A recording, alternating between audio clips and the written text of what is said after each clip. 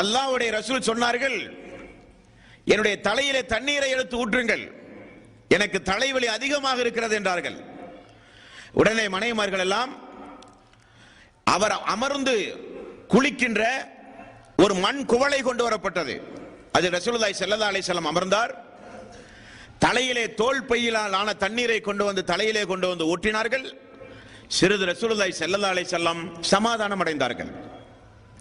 ஏன் இந்த சம்பவத்தை இந்த தலைப்பில் உங்களுக்கு நான் ஞாபகப்படுத்துகிறேன் என்றால், நோய்வாய்ப்பட்டு ஒரு மனிதர் மரணிப்பது, சக்கராத்துடைய வேதனையை அனுபவித்து ஒரு மனிதர் மரணிப்பது, அது ஒரு தீய மரணம் அல்ல, அது ஒரு துர்மரணம் அல்ல, அது ஒரு கெட்ட மரணம் அல்ல என்பதை நாம் புரிந்து கொள்வதற்கு இந்த சம்பவத்தை நான் சொல்லுகிறேன்.